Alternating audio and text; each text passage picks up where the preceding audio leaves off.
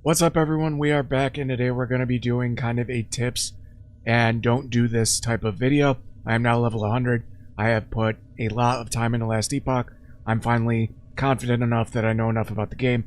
I can help some of you out with some mistakes and things I did not do and things you should do a lot sooner than I did. The first tip I want to talk about is when you are shattering or getting affix shards from a item that you find. For example, if I wanted the +4 to multi-shot, 90% increased bow damage, because this is a rare shard. Skill shards are generally have a lower drop rate than the other shards, like plus to strength, plus intelligence, just base resistance and stuff like that. But it has +1 to decoy, endurance threshold, not terrible mods, but this only has 33 forging potential. Probably not worth forging to try and make this better for if I want to make a bow build, but I do want those multi-shot shards. Now, if I Rune of Shatter this, it's going to give me a random number from each of these. It can give me 7 shards of this level of multi-shot, or it can give me 0 and anywhere in between. So you could get nothing from it, or you could get all of them. Same goes with these two other affixes. It could give me 5, or it could give me 0. Give me 2, it could give me 3, that kind of thing. This give me 0, and give me up to 3. But if instead you use a Rune of Removal that automatically removes one of these at random, you will always get the maximum, and I want those 7 shards. So keep in mind this has to have forging potential to do this also. So if you have 0 forging potential, say you bricked an item, got it to 0, you can't use a Rune of Removal, you would have to use a Rune of Shattering at that point. This one has forging potential, so let's remove it until we get the multi-shot. You see we got all 7 level of multi-shot shards because it was a tier 7 exalted mod. Very important.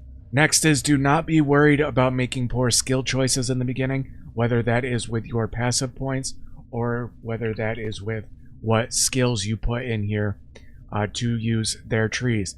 When you respec one of these, it's very easy. You respec the points and it levels the skill down, but then it gets accelerated experience until it catches up to where you are. So if you despecialize the skill, it will go down to, I think since it's level 20, I will get 10 free points, and it'll go back down to level 10 with the new skill that I put in there. If I just respec a couple points, but I want to keep the same skill, it'll just de-level, but I'll get accelerated experience to get those points back, and especially near the end game, that is very, very quick. With the passive skill points, you just go over to the brain guy right here. He is going to let you respecialize a skill point, and you can see respecing 1 point in this node costs 40 gold. If you do higher ones, it costs a little bit more, but you can see it is very, very cheap to just respec your points. So do not be afraid to make mistakes and to respec later down the line. Next tip is take chances with your crafting. If you find something with high forging potential, especially in Exalt, that has a good mod, and this one, like you can see, has 48 forging potential, and its base has cooldown recovery, which I also use, and I like this dodge rating, I can take a chance to try and craft this. Now, my current helm is always going to be better than this because I got physical pen with shadow daggers. I use shadow daggers as a blade dancer, and it has increased damage of skills used by shadows. So this is not going to be better than that. But say I had some shards of physical penetration with shadow daggers, and I really like this dodge rating, helps my defenses, but I don't want this dexterity on there because that is a prefix, and I want these 2 prefixes, the increased damage ones and the physical pen. Now, the ones on the right are generally defensive, the suffixes and the prefixes are generally more offensive things. That is a good rule of thumb about these, and they're always 2 and 2. So what I can do is I can use a Rune of Removal, and hopefully this gets rid of the dex, so I could free up both suffixes. I'm going to use this, and it did get rid of the dexterity. So that was lucky. It used a lot of forging potential. It used 17.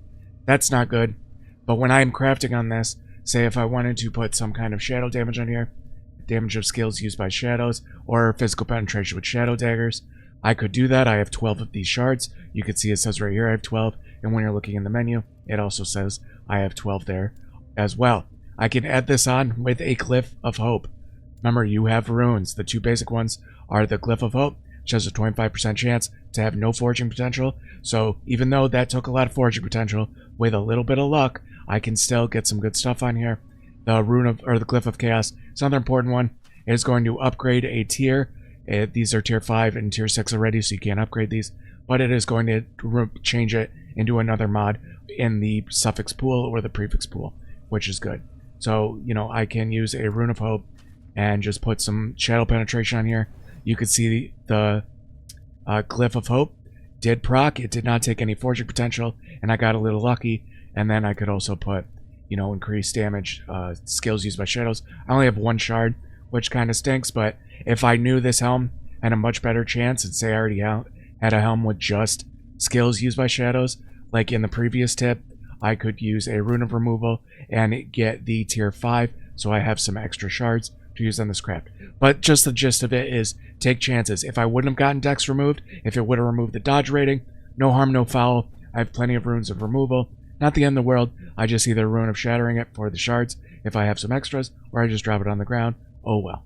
Next is in Chapter 9, pick your faction. When you first go to, I believe it's Divine Era in Chapter 9, and you get to Majelka Upper District, you are going to be able to talk to Zarek and go to either the Bazaar or the Observatory, the Bazaar for the Merchants faction, or the Observatory for the Circle of Fortune faction.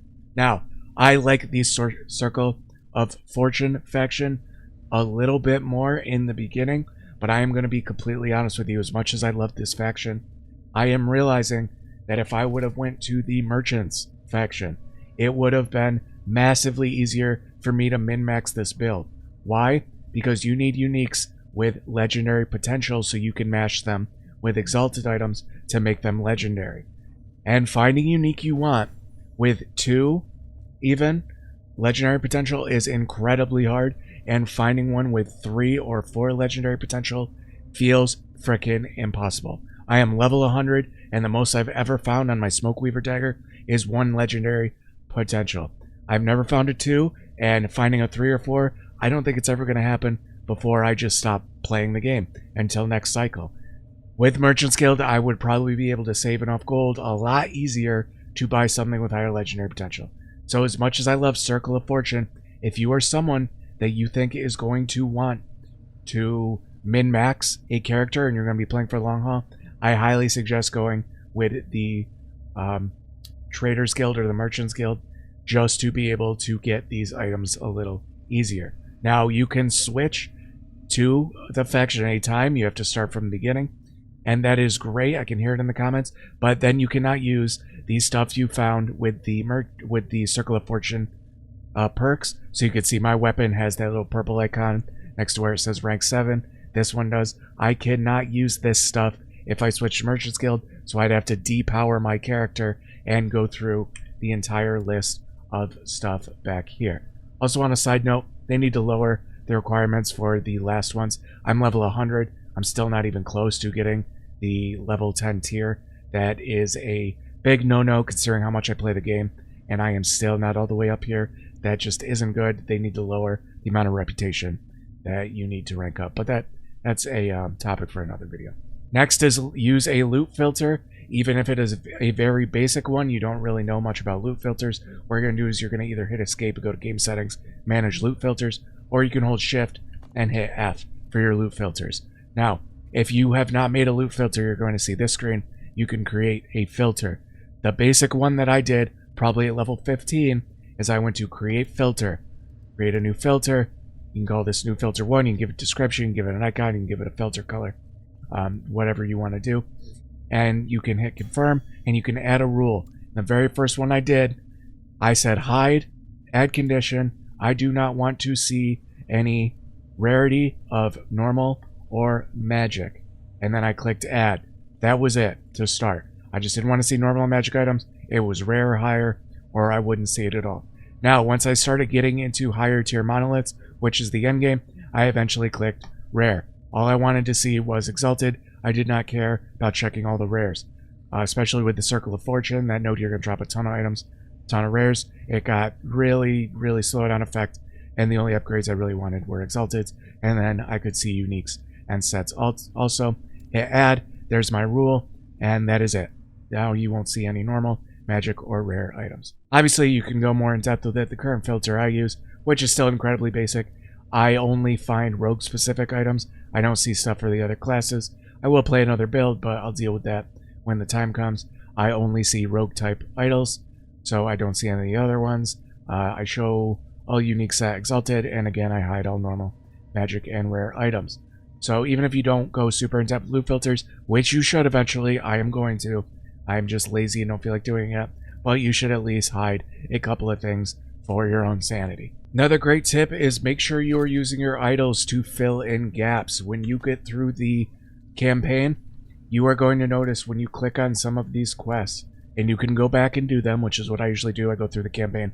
If I don't get any on the way to getting the campaign, I go back and finish some of these quests. But when you click on some of them, it's going to show you the rewards. For example, this one says it has a passive point and an idol expansion slot. Did I really? That might be a bug. I'm pretty sure I got all my passive points. Yeah, it says I got all my passive points and my idol slots. I don't know what that's about. Anyways, you will see something like this that isn't bugged, and you are going to get your passive point or your idle inventory expansion. Passive point, self-explanatory. Finish the quest to get a passive point. Idle inventory expansion, it's going to give you more slots to put in these idols. These idols give you things like damage and resistances. It is a great way to fill in your resistances or to get more health. You can see right here, 5% increased health, plus 5% increased elemental resistance. Very, very good. Especially in the early game, when you're just trying to cap all your resistances. You hit C, you can see resistances. You want these as close to 75 as you can get them. Idols are very, very important, very, very strong, and they're also a huge damage creep near the end game. Last one, a very quick tip.